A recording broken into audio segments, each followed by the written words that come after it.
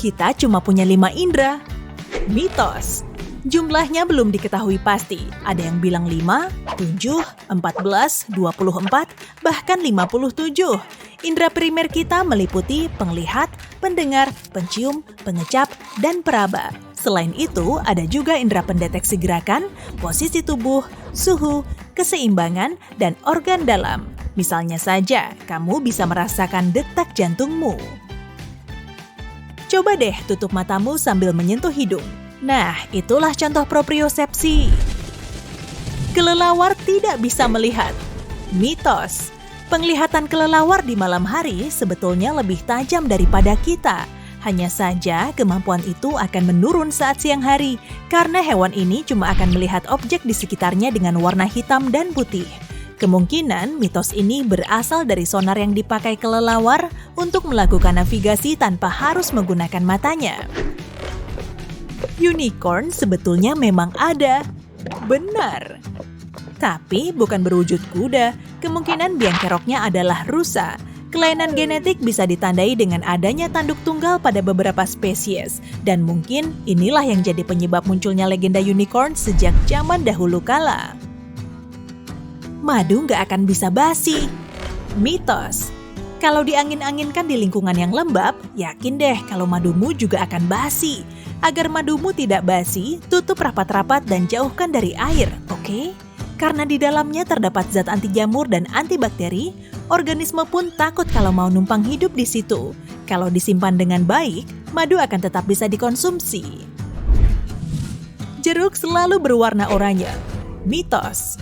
Jeruk manis adalah hibrida dari jeruk tanjerin asal Tiongkok dan pomelo sejenis jeruk Bali. Jeruk ini punya kulit berwarna hijau cerah untuk melindunginya dari paparan sinar matahari. Di tempat hangat seperti Asia Tenggara, kulit jeruk akan tetap hijau meski sudah matang. Jadi mikir keras deh, mana nih yang perlu dilihat dulu, buahnya atau warnanya? Di frappuccino stroberi terdapat serangga. Benar. Tapi sekarang udah enggak kok. Banyak perusahaan makanan menggunakan pewarna dari serangga kecil kumbang cochineal yang dihaluskan untuk membuat rona warna merah. Starbucks berhenti menggunakan pewarna jenis ini di frappuccino stroberinya sejak tahun 2012 lalu. Petugas damkar menggunakan air yang lebih basah. Benar. Agar lebih efisien saat memadamkan api, petugas damkar mulai menambahkan bahan kimia khusus ke dalam air.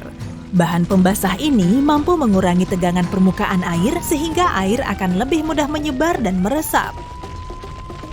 Jangan mengusik tawon kalau kamu nggak mau disengat. Mitos.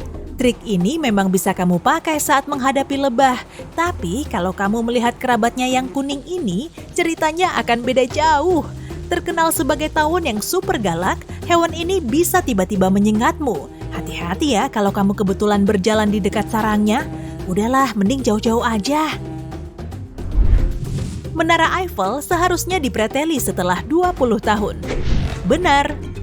Menara Eiffel memang dirancang untuk memperlihatkan industri Prancis yang sedang moncer selama pameran dunia.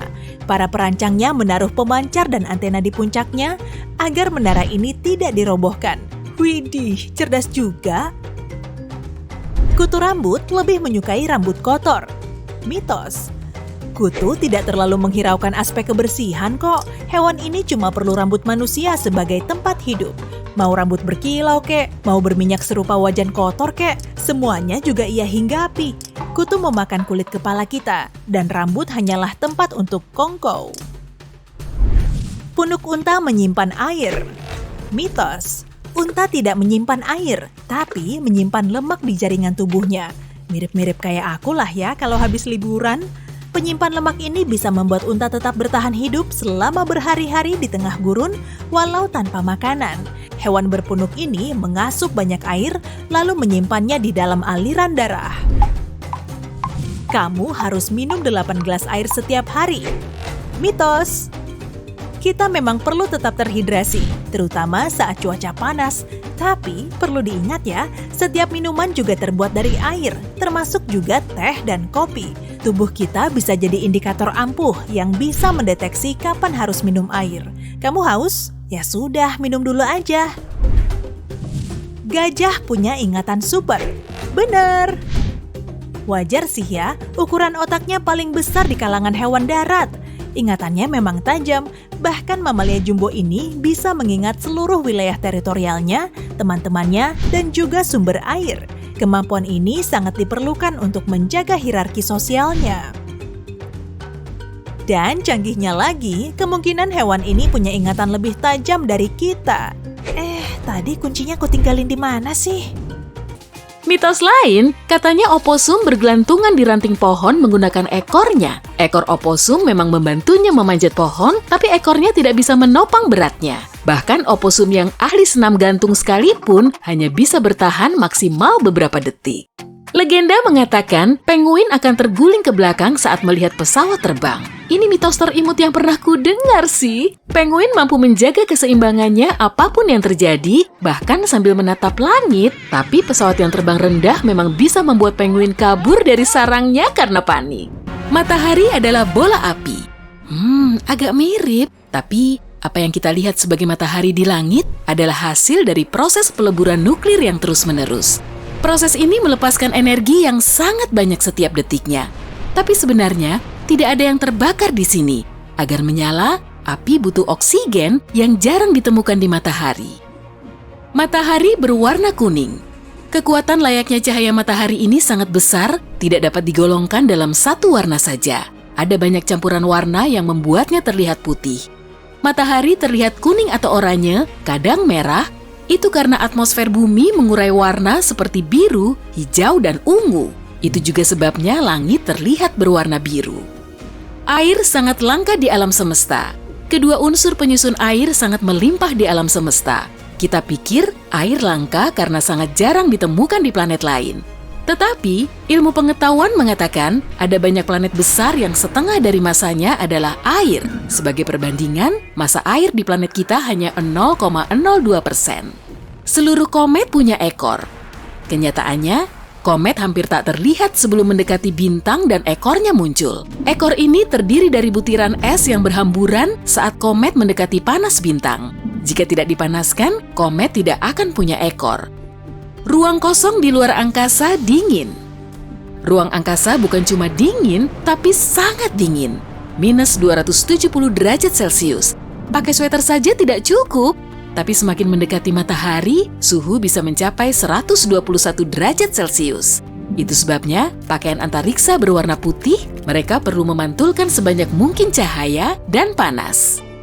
Orbit merupakan lingkaran dengan benda raksasa sebagai pusatnya. Saat matahari menjaga planet-planet tetap di orbitnya melalui tarikan gravitasi, mereka juga punya gravitasi sendiri yang menggeser pusat orbitnya menjauh dari matahari. Terlihat seperti sedang menari bersama, ditambah lagi orbit berbentuk elips, bukan lingkaran. Musim panas lebih hangat karena kita lebih dekat ke matahari. Tidak sama sekali. Selama musim panas, matahari berada di atas cakrawala sampai 17 jam sehari, sedangkan selama musim dingin hanya 6 jam. Ini terjadi karena poros bumi miring beberapa derajat, sehingga pada satu waktu dalam setahun, bagian utara bumi menangkap lebih banyak sinar matahari. Dan di waktu yang lainnya, giliran bagian selatan yang dapat lebih banyak kehangatan. Astronaut berolahraga pada orbit karena mereka butuh tubuh yang berotot untuk bekerja di luar angkasa. Gravitasi di orbit tidak merubah tubuhmu dan tidak terlalu berpengaruh. Astronaut berolahraga karena harus bersiap untuk kembali ke bumi dan menghadapi gravitasinya tanpa merasa kelelahan. Sulit melewati sabuk asteroid. Tidak seperti di film, sabuk asteroid sungguhan agak membosankan dan kosong. 2 asteroid berjarak cukup jauh dan tak ada apa-apa di antaranya. Pesawat ruang angkasa dapat melaluinya dengan perencanaan yang matang, seolah sedang jalan-jalan di taman. Cuma bedanya, ini di luar angkasa. Suara dan api di ruang angkasa.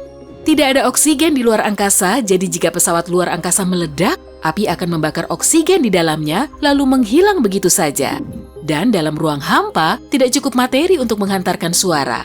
Seharusnya matahari menghasilkan suara yang memekakan telinga karena ledakan besar terjadi terus-menerus dalam jumlah yang sangat banyak.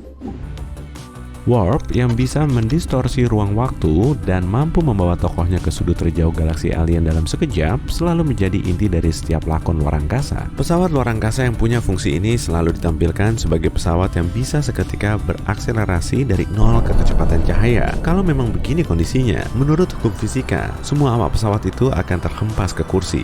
Lebih tepatnya, nggak akan ada yang bisa bertahan dengan akselerasi se-ekstrim itu. Gaya gravitasinya terlalu kuat, sedangkan tubuh manusia terlalu rapuh untuk menoleransinya. Selama belum ditemukan cara untuk mengurangi efek ini, warp luar angkasa terkesan sangat mengawang-awang. Air bukan merupakan sumber daya terlangka dan paling berharga di alam semesta. Ada kok awan luar angkasa super jumbo yang jaraknya cuma beberapa juta tahun cahaya dari bumi, dan seluruhnya terdiri dari air. Cadangan air ini akan muat diisikan ke seluruh lautan di bumi hingga 40 triliun kali lipat. Banyak planet, termasuk juga yang ada di tata surya kita, punya kandungan air di permukaannya. Sumber daya paling berharga di luar angkasa adalah kehidupan. Dan agar kehidupan bisa terbentuk, diperlukan banyak zat selain air.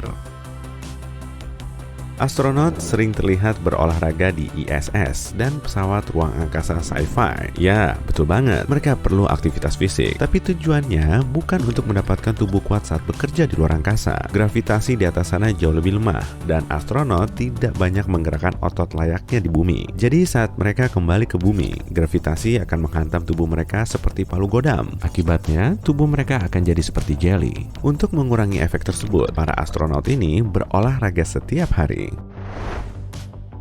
Katanya sih, kita bisa menatap jutaan gemintang saat malam cerah. Jumlah yang sebenarnya jauh lebih sedikit, sekitar 3.000 saja. Selebihnya berupa objek lain yang juga terang, kemudian disangka sebagai bintang. Contohnya, planet, galaksi jauh, bahkan satelit buatan. Semua objek ini cuma mendapat cahaya dari bintang sungguhan sama seperti bulan, sehingga terlihat bersinar. Karena jaraknya sangat jauh, kita nggak bisa memastikan kalau objek ini memang bintang. Meski begitu, kamu perlu mengakui kalau semua mitos ini emang keren abis. Iya kan?